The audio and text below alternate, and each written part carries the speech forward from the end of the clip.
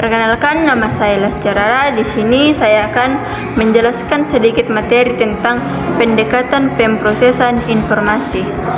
Yang pertama, pengertian. Pendekatan pemrosesan informasi adalah suatu metode yang digunakan untuk menggali informasi dari berbagai sumber dengan tujuan untuk memahami, menganalisis, dan menggunakan informasi tersebut dalam pengambilan keputusan. Pendekatan pemrosesan informasi menekankan bahwa anak-anak memanipulasi informasi, memonitor, dan berstrategi tentang hal tersebut. Pusat untuk pendekatan ini adalah proses memori dan berpikir. Menurut pendekatan pemrosesan informasi, anak-anak mengembangkan kapasitas meningkat secara bertahap untuk pengelolaan informasi yang memungkinkan mereka untuk memperoleh pengetahuan dan keterampilan yang semakin kompleks. Pendekatan pemrosesan informasi ada 5 materi. Yang pertama, sensasi. Sensasi merupakan tahap paling awal dalam penerimaan informasi. Sensasi bisa dikatakan sebagai tahap paling awal dalam menerima informasi. Sensasi atau sensation mengacu atau mengarah pada pendeteksian dini terhadap energi dari fisik. Yang kedua, persepsi. Persepsi merupakan suatu proses pemberian makna pada sensasi sehingga manusia mendapat pengetahuan yang baru. Dalam menginterpretasikan terhadap informasi sensorik, persepsi atau perception melibatkan kognisi tingkat tinggi. Yang ketiga adalah perhatian.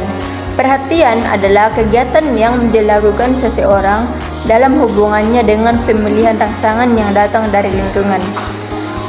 Contohnya, jika seseorang berjalan di jalan besar, ia akan sadar akan adanya lalu lintas di sekelilingnya, akan kendaraan-kendaraan dan orang-orang yang lewat, akan toko-toko yang ada di tepi jalan. Yang keempat, memori atau daya ingat.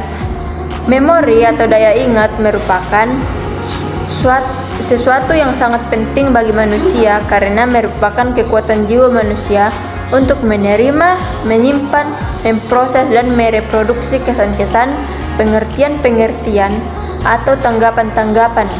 Memori manusia dapat diolah secara sadar, conscious processing, dan secara otomatis. Yang kelima dan yang terakhir, metakognisi. Pengetahuan dan keyakinan mengenai proses kognitif seseorang serta usaha-usaha sadarnya untuk terlibat dalam proses berperilaku dan berpikir sehingga meningkatkan proses belajar dan memori. Contohnya, merefleksikan hakikat umum berpikir, belajar, dan pengetahuan. Kedua, mengetahui batasan-batasan pembelajaran atau learning dan kapasitas memori. Ketiga, mengetahui tugas-tugas belajar apa saja yang dapat dipenuhi secara realistis dalam suatu periode tertentu. Keempat, merencanakan pendekatan yang masuk akal terhadap tugas-tugas belajar. Kelima, mengetahui dan mengaplikasikan strategi-strategi yang efektif untuk belajar, mengingat materi belajar dan mengingat materi baru. Yang keenam, memonitor pengetahuan dan pemahaman seseorang. Misalnya, mengenai seseorang sudah atau belum mempelajari sesuatu dengan sukses.